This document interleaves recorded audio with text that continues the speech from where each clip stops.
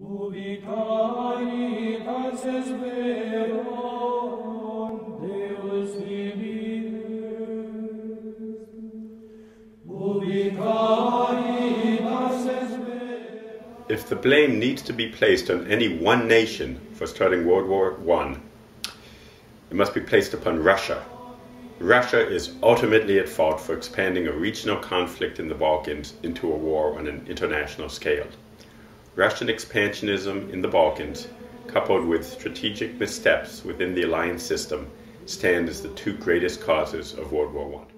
Like a hungry bear, Russia drooled over the vulnerable meat of the Ottoman Empire. Since the 1830s, Russia had been attempting to gain control of the Dardanelles and the Bosphorus from the Ottoman Empire to ensure free trade with the Black Sea. Russia also wished to gain control of Constantinople, which dominated the Straits. Russia's expansionist policy escalated around 1878, when Russian support of the pan-Slavic movement resulted in the independence of Slavic states in the Balkans.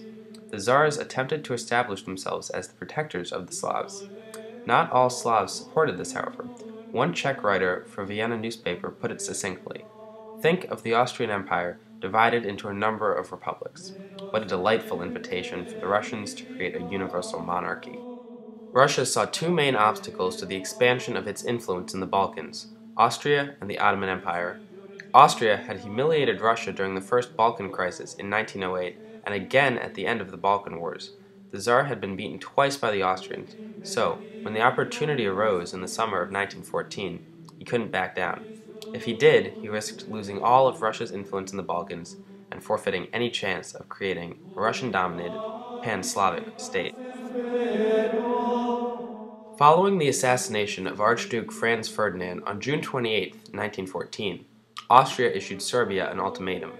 Serbia refused to give in to all of Austria's demands, and both sides began preparing for war. Russian promises of support against Austria served to strengthen Serbian resolve. Believing that he could restore Russian prestige in the Balkans through a show of military strength, Tsar Nicholas saw this crisis as a chance to avenge Russia's humiliation. Russia engaged in two great miscalculations during the summer of 1914. The first miscalculation was assuming that France would support her in any conflict with Austria or Germany. Russia's army was scheduled to finish modernizing by 1917, but in 1914 it was still woefully ill-equipped to face Germany alone. Nicholas acted rashly, banking on French support, effectively drawing France into the conflict. The second mistake was assuming that Germany would mobilize to support Austria. Because of this belief, Russia mobilized her armies on both the Austrian and German frontiers. Her mobilization forced Germany to mobilize her armies too. And because of Germany's military plans, German mobilization was tantamount to war. It was this mobilization that forced an alarmed Germany to abandon its attempts to solve the issue through diplomacy, mobilize its troops, and execute the Schlieffen Plan. Russian action was the spark that set Europe ablaze. However, it is Germany and Britain who bear the chief responsibility for keeping that fire burning. Both of these nations saw war as a chance to put the other in its rightful place. Ever since the end of Bismarck, tensions between Britain and Germany had been on the rise. This hostility grew out of economic and political rivalries between the two nations. The Kaiser saw British impetuousness as a barrier to German greatness. Subsequently, Germany challenged British dominance in production, in markets, and in imperialism, namely supporting the Boers in South Africa during the Boer War. The most visible sign of Anglo-German competition was the naval arms race.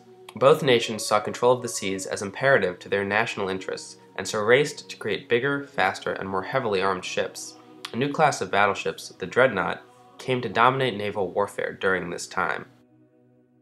As Germany executed its Schlieffen Plan and invaded Belgium en route to France, Britain reacted to protect her vital national interests.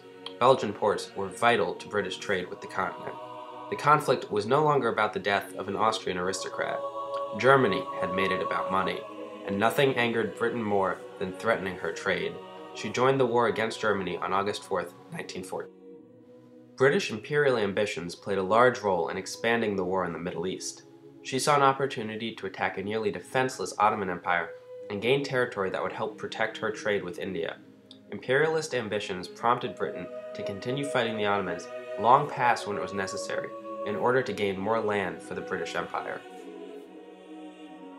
Germany and Britain together must bear the blame for bringing the destruction of war to so many for so long.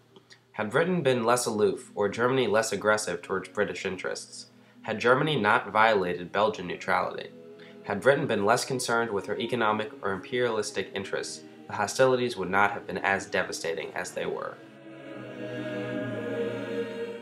Therefore, it is Russia, along with Britain and Germany, who must bear the responsibility for the devastation caused by the First World War.